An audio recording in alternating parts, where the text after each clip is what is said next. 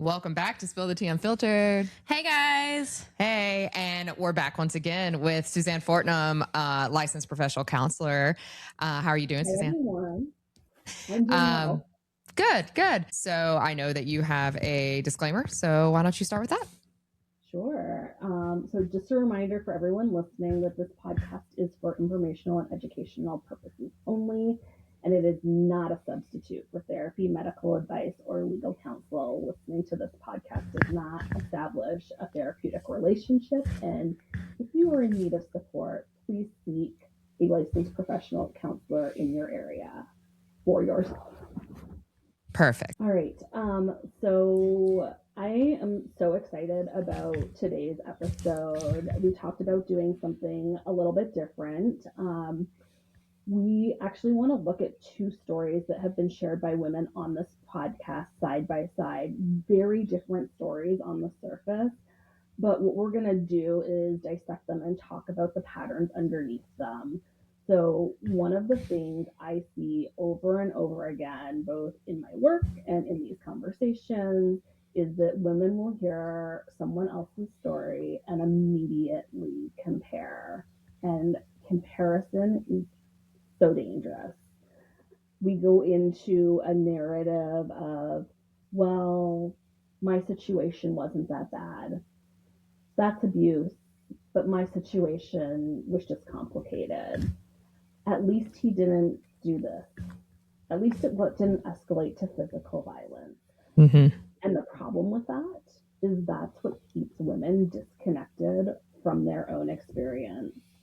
So today we are going to put two stories side by side, one involving very overt, escalating domestic violence, and the other involving long-term attachment, emotional disconnection, and repeated infidelity, and talk about what they actually have in common, because harm doesn't always look the same, and that's really the message that I and Lauren and Amber want to drive home for you today. Sometimes harm screams, sometimes it slowly rewrites your reality, but both matter.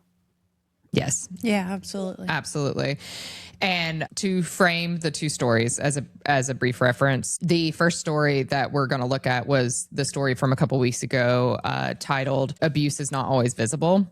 It was the one where he had a lot of guns and was constantly threatening her life and the dogs' lives, and went to a birthday party with guns and made scenes. He goes to the grocery store with these guns. He goes to the gas station with these guns. Like she constantly felt like her life was in danger. Like he was going to kill her. And it took her a while to be able to get away and to get the strength to get away from that, because I'm sure that was very scary. So that will be one of the stories that we look at. And the other story was called Collateral Damage.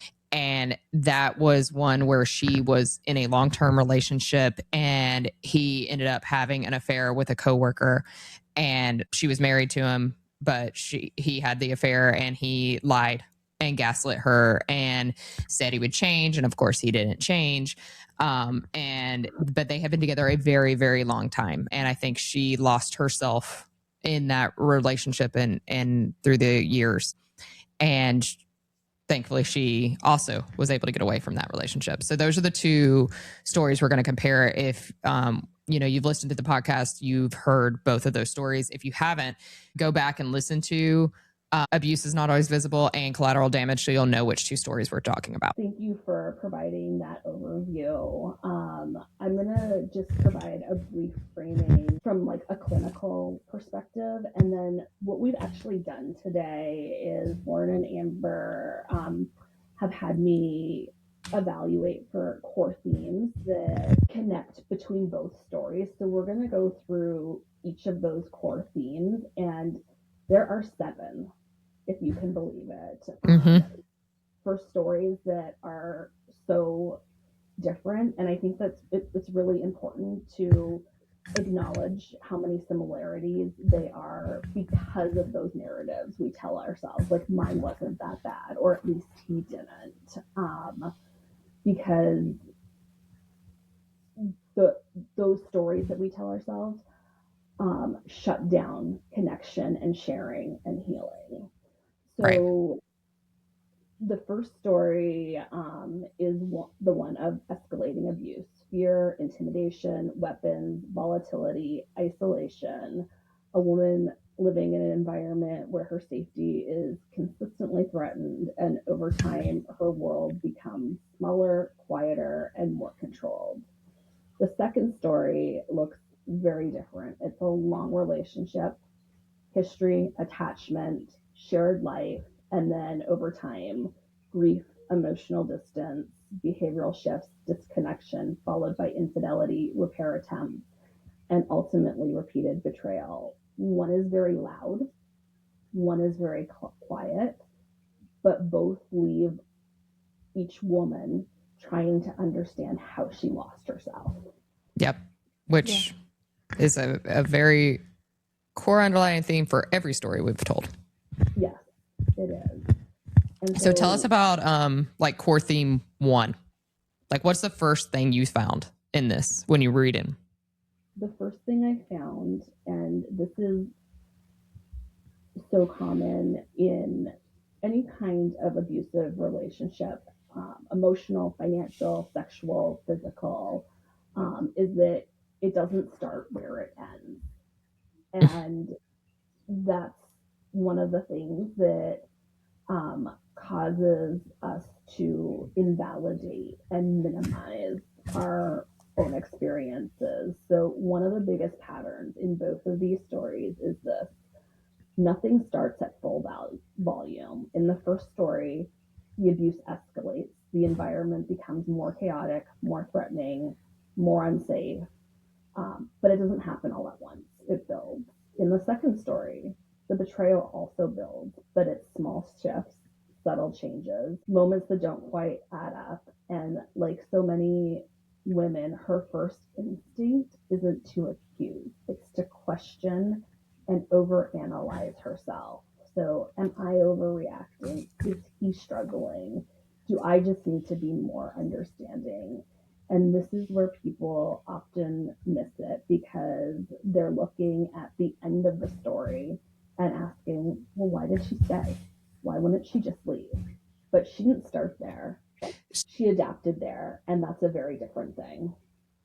It is. And I think that that's something people don't understand. People are just like, well, just leave. Like, it's easy to do that. And they don't realize that, like, what is it with domestic violence on average? It takes like 7 times for them to actually leave the final time.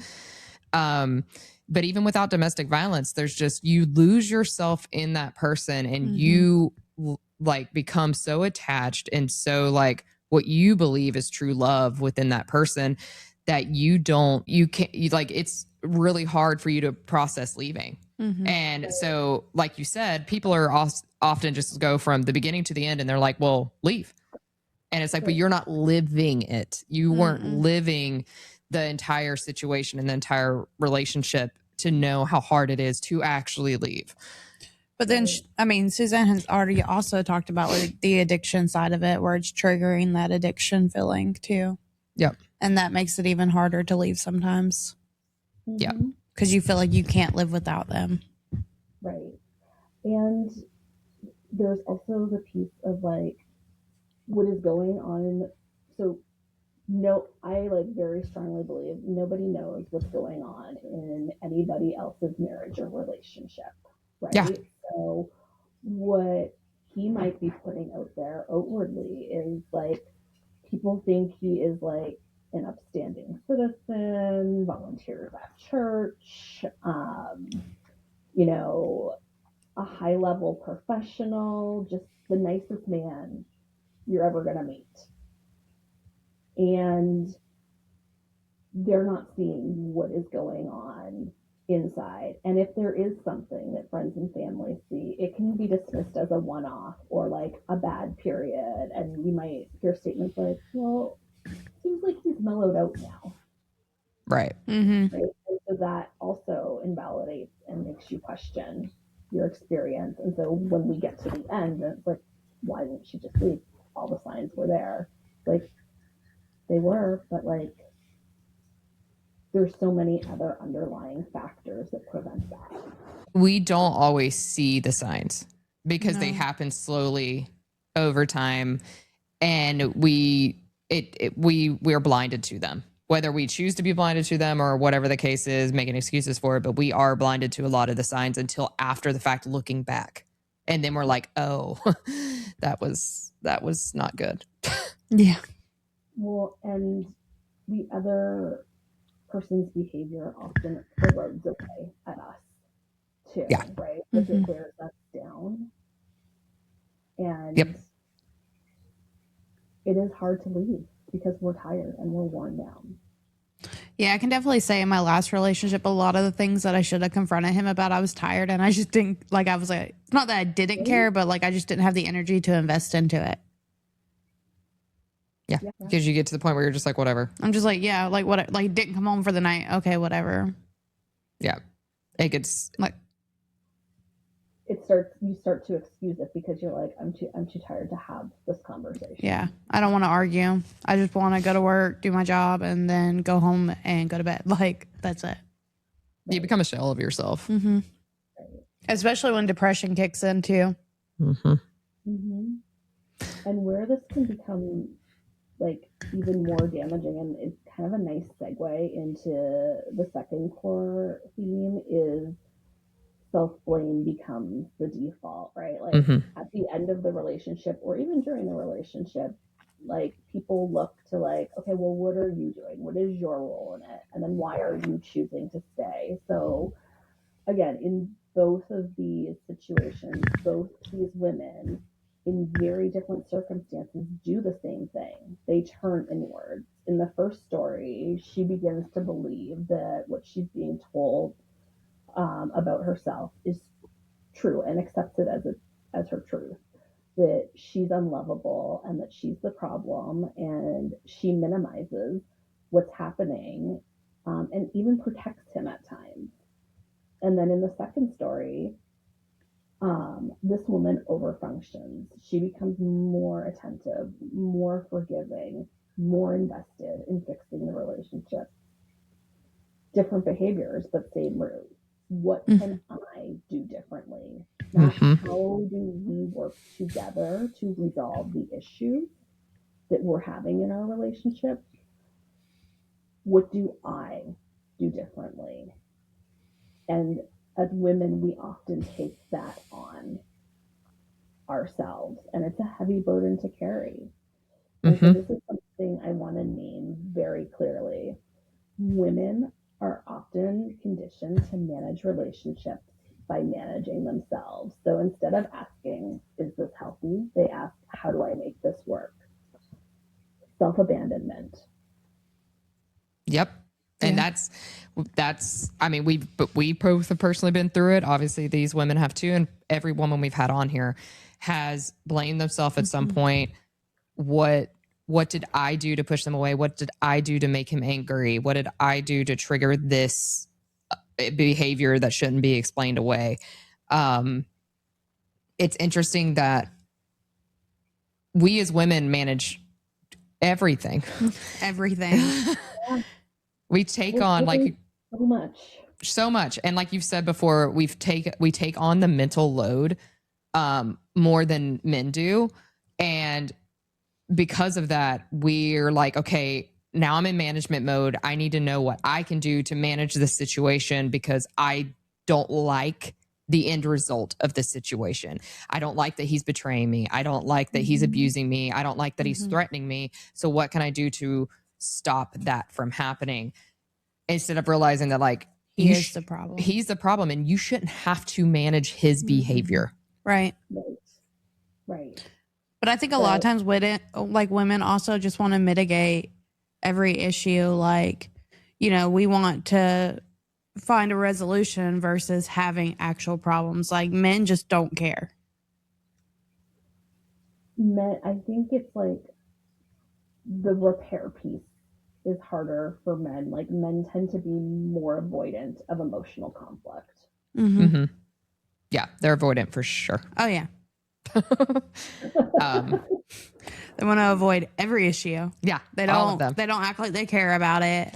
And that's they how just it want comes it to off. roll off. Yeah, that's how it comes off whenever they, especially when it's betrayal and them having affairs. It's like they just never cared anyway because they just go and do something that's that harmful. And then they say sorry, but they do it next week. And you're like, were you sorry? Mm-hmm. Right. Yeah. Like, were you sorry? Then there's also this piece where, like with the second story, where we want to work on repair, and that's driven by something really powerful and actually like a core theme that exists between both stories, which is hope. Right. Yeah. So let's talk about that core theme 3. So I think like this connects back up to core theme 1 in that the how it began isn't how it ends, and the question of like, well, why did she stay? Hope is really powerful, but by asking like, why did she stay, it makes hope seem like a weakness, and hope is not a weakness. This is one of the most misunderstood parts of these dynamics. Hope is what keeps someone in it, and from the outside it can look like denial, but from the inside it's usually survival. So breaking down these two stories again, in the first story, hope sounds like, maybe I can get through this, maybe it won't escalate. In the second story, hope sounds like, maybe this can be repaired, maybe it isn't who he really is. Hope allows you to stay connected to the idea that something can still be saved. Mm-hmm. Yeah. And hope is not a weakness, but hope can be a dangerous thing. Yeah. It can. And it can be very hard to see that line when you're in it. I think that hope is a great thing, and women, we hang on to that hope a lot because we always see the best in people, especially those that we love. So we're like, okay, at one point he showed me a good side of him, so I hope we get back to that. But the problem is, a lot of times, is that we don't, were we shown the real him in the beginning? And a lot of times the answer to that is no. And so we're holding on to a hope that truly never existed. We never really knew that true person. We never really knew them. And I think too, within the second story, where they were together for so long, and even in the first one, they were together a long time too. So both stories, they were together for a long time. But the second one didn't have as much like open abuse with like firearms and stuff like that. So I think it was a lot like harder for her too, because she had said vows and she wanted to stay married to this person because they had been together like since like high school or college or something. They were like long-term relationship. And so you have the hope that it will go back to the way it was. But part of that too is time changes somebody, and time changes people. Right. And what you're describing is the point where hope stops being protective, because hope can be protective, and it could make you, like, if both people are willing to do it, it can make repair possible. But like in that circumstance that you're describing, it starts keeping you stuck in something that is no longer safe or viable for you. Right. And that's, so hope is not a weakness, but hope can be dangerous if we're holding on to it for the wrong reasons, or holding on to it in a way that we're allowing it to excuse poor behavior or abusive behavior. Right. And with holding on to hope, it actually leads us to like the fourth core theme of isolation. So in both of these stories, isolation shows up, but in very different ways. So just tying in the hope piece for a moment, when we're feeling hopeful, or holding on to hope, we are continuing to invest, giving more. And when we're giving more, we only have so much bandwidth that we can give to all of our other relationships. So that begins to isolate us. And in the first story, we see isolation as physical. The environment becomes controlled, the world shrinks around her, and the home becomes unsafe. And in the second, it's emotional. The partner becomes unavailable, distant, deceptive. And in these types of circumstances, you find yourself alone in a relationship that still technically exists. Talk about like a real tough form of loneliness Yeah. to have to live in, right? Yep. Yeah. And so, Yeah. I think we've both been there. Mm-hmm. yeah, I think a lot of us have been there. And it is really hard to be deeply lonely in a relationship, even when there is someone else physically present. And in both these cases, these women are navigating disconnection without support and trying to make sense of something that doesn't feel right, but trying to do it all on their own. I think that's a very, very important thing to drive home. A lot of people worry about being lonely. They're like, oh, well, if I'm alone, physically alone, then I'll be lonely. But what some people don't understand, it is worse to be in a relationship and be lonely. And still feel like you're alone. Because you can still feel like you're alone in that relationship. And it is an awful feeling to have someone sitting on the couch next to you and feel like they're not actually there. Like there's they're not present. They almost start to feel like a stranger. Like, why is this person in my house and living with me, but I have no comfort. I have no relationship. Like there's nothing here anymore. So I still feel just as alone. Mm-hmm. I think a lot of people think, oh, go ahead. It's like sitting next to someone on a subway bench waiting for the metro to come in, complete stranger. Yeah. But in your own space. And I think a lot of people think like isolation, so they just isolated you from friends and family. And while they do that, especially like narcissists and things like that, like they do isolate you. What it is it's isolation in your own home. Mm-hmm. Right. And I think people struggle to understand that difference, because when some people say I felt isolated, they're like, oh, so he kept you from friends and family. Well, not necessarily, but you feel isolated at home, like you're just completely alone. And to me, that feeling was way worse because that's how it started to feel at the end of my relationship. And I would rather be physically alone, but at content and happy and at peace in my own space than be in a shared space with somebody and feel alone. Mm-hmm.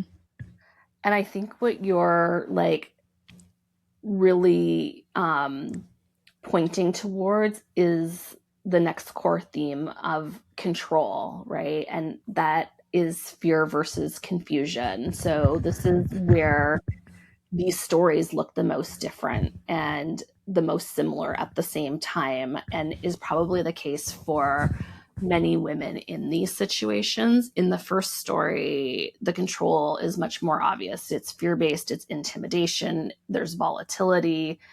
Her body knows and is telling her this is not safe. But in the second story, the control is subtle.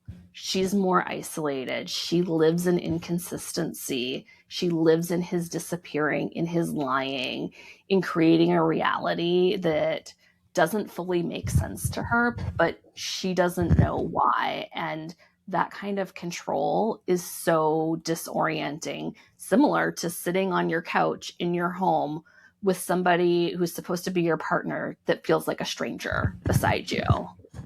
Mm-hmm. Yeah, it's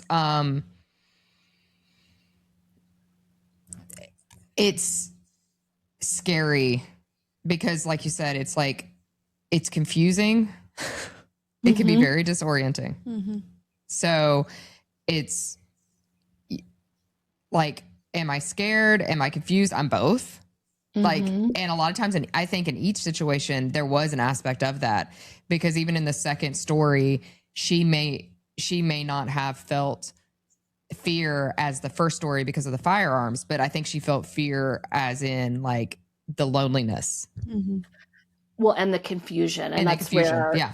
Mm-hmm. that's where like there's the fear versus confusion. So sometimes it looks like fear. First story, super clear. Second story, it's not clear that there's fear necessarily. I imagine that there was probably like emotional fear. Yeah, of, internal like, what's fear. going Yeah. on, but like control also looks like confusion. And she was like very confused about what was happening. And in both cases, it erodes your sense of safety and self-trust. Yeah. Control is this terrifying thing. And I think it's not always what people overtly see. People overtly see, oh, well, he's controlling her by not letting her out of the house, or he controls her by telling her what to eat or what to wear. But that's not the only kind of control that there is. So I think that's important to know that in this situation, there are other kinds of control. Right. And in the second situation, it's so much more subtle in that, like, he is deceptive in what, not just what he's telling her, but what he's choosing not to tell her. Yep. And that's,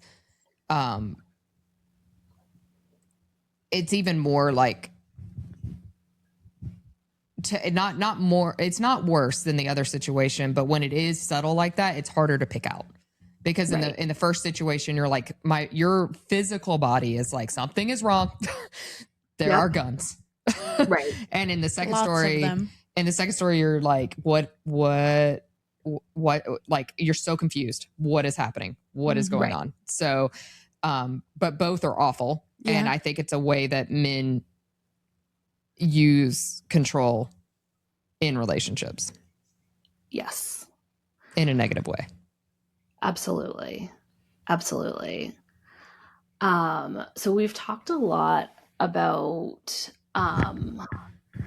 what keeps people in it: hope, isolation, control. Something that's a little bit more positive that I want to acknowledge as a core theme in both the stories is the moment of clarity. So in both these stories, and for most women who like get to the other side of this, there's a moment where something shifts.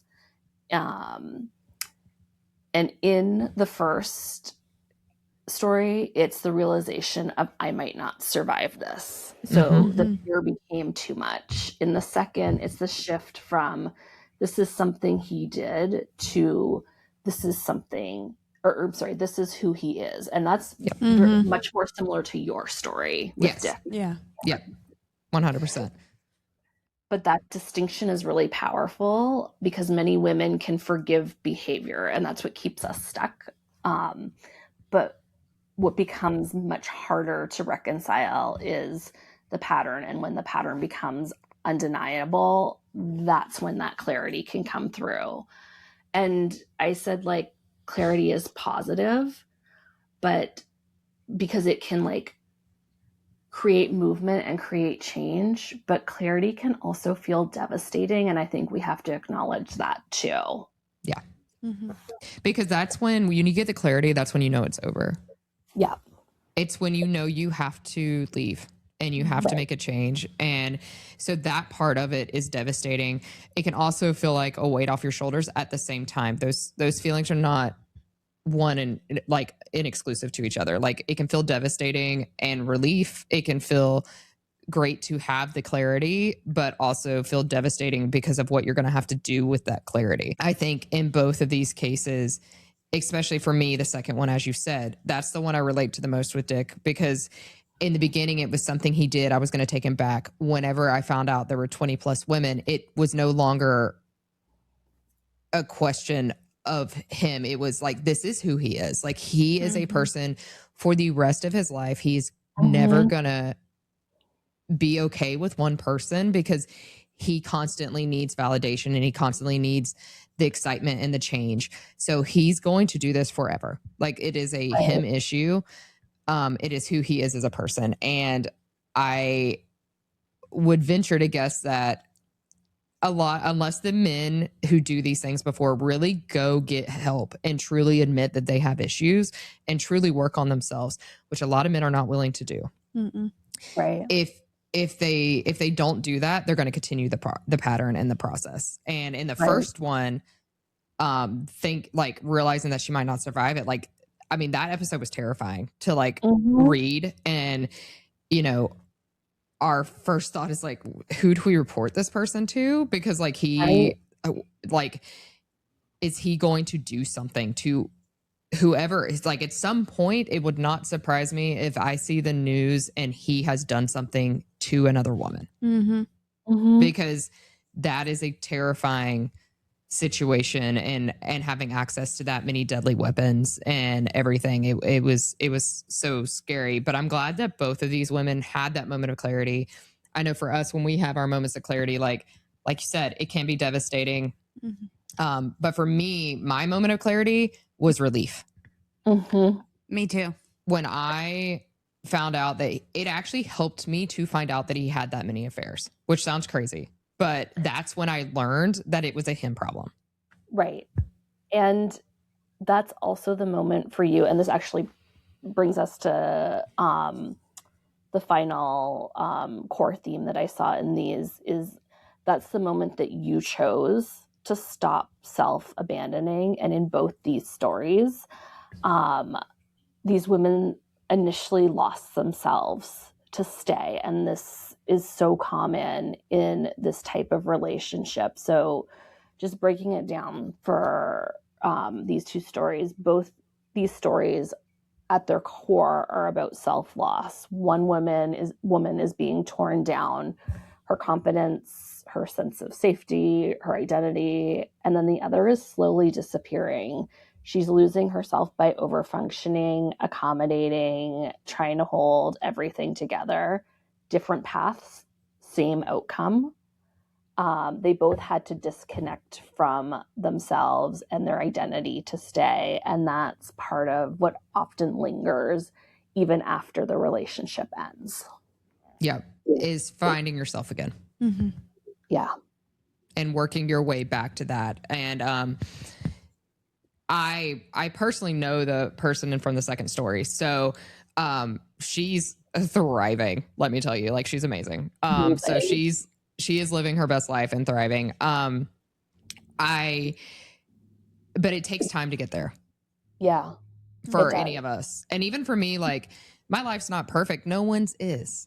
Like, and that's the thing. You're not trying to get a perfect life. You're trying to get a happy, for me, peaceful. Yeah.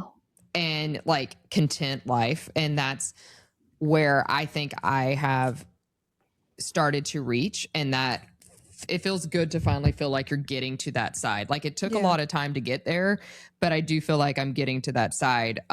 If it wasn't for the financial abuse side of my relationship, then I would probably fully be there. But because of the financial abuse, it takes a little longer when you're dealing with financial stuff to fully heal and find yourself again. But you know, that's one things we're working through. But yes, we are. But I'm glad that these women, you know, have like you said, the same story, and at the core of that was losing themselves. And after getting away, these women are working on building themselves back to what they either were before or even better than they were before, because they've learned something from this. Right. And that's like where healing and resiliency intersect. Yeah. And you got to keep going with it. That's the number one thing. Like, you got to be resilient, and you got to keep going, and you got to keep working. And we can always be healing from something and working towards, you know, loving ourselves more and making ourselves feel more whole. Exactly. And what these stories show us, and stories that I'm sure so many of your listeners identify with in their own life, is that, and I hope that they hear this message loud and clear. Like, if you are somebody right now who is questioning your situation and you are listening to this episode, harm is not a one size fits all. 100%. Sometimes it's loud, sometimes it's quiet, sometimes it's obvious, and sometimes it's hard to name. Yep. It sure is. And it's I'm not but it's laughing. there. Yeah, but it's there. Like harm Yeah. is there. It And is like you said, there. it can be hard to name sometimes, but it's there. It's there. And a relationship that required you to abandon yourself in order to maintain it is not a safe place to stay, no matter what the circumstances are. Yes. Right. And I think that that's one of the most important things we can say in this is do not stay in a place that has you've had to abandon yourself for. Right. That is not helpful to you at all, and you're not being true to yourself. Right. And also recognize that healing doesn't come immediately from the leaving. It comes from the coming back to yourself. Mm-hmm. Yeah, explain that. So it comes from choosing yourself, from trusting your instincts again, from no longer carrying what was never yours to carry, from seeing clearly what you once tried to make sense of, but didn't make sense because you couldn't make sense of it because it was so illogical. Mm-hmm. From choosing yourself, even when that choice is painful, and sometimes that painful choice is the choosing to leave. Yes. And I think it's one of the things that I often go back to is it doesn't make sense to you because you never would have done that to that person, because you never would have done that to any person. You can't imagine doing what the person who said they love you did to you to anyone else. And that's why it doesn't make sense. And it takes a long time. Like, I don't know about you, but for me personally, I still don't trust my instincts. There is no way I'm dating because I do not trust that I will pick a good person. Because I'm like, what did I do? What did I miss on the last one? Like, I missed all kinds of stuff. So like, I'm not going to sit there and do this again. Right. Like for myself right now, I'm like, and it's going to take a long time for me to ever trust myself in that realm again. Right. And that shows a lot of insight on your part because it's recognizing a part of you that is not fully healed yet and Right. still needs work. Yeah, absolutely. If I could like leave your listeners today with a really strong and important message, it's that if you saw yourself in any part of these stories, I want you to know this. Your experience counts, your pain is valid, and clarity, when it comes, may be painful, but it's not cruel. It is the beginning of something better, but you got to take those first steps. Absolutely. Yep. Absolutely. And I think that this was a great episode to do. I love comparing two because I think that while they were very, as we've discussed, different stories, they had a massive amount of underlying cores that were the same. And I think that that's the point, as we've said on this podcast, is to be like, hey, there's other people who've been there too. You are not alone. People have not only been there, but gotten to the other side. So you can too. And that's where the hope is powerful. Right. Right. To tie it all back together. So, well, thank you, Suzanne, for taking the time to go through those stories and dissect them and actually pull all those comparisons out. I think this was a great episode, and I think it would be something that our listeners would love to see again, like down the road. Yeah, I would welcome doing something like this again. It was going through the process of doing this was very eye-opening for me, even though I see this in my work, to put two very different stories side to side. What stood out to me is statements clients make to me around like, well, I didn't have it that bad. And dismiss and invalidate their experience. These two experiences show that the situations can look very different, but the dynamics, the isolation, the control, the hope, the loss of self are the same. And that sense of connection is so powerful for healing after we have that moment of clarity. And I hope that this episode offers at least one of your listeners a moment of clarity. We hope so too. And if you are that listener and that clarity does come to you from this episode, send us a message and let us know.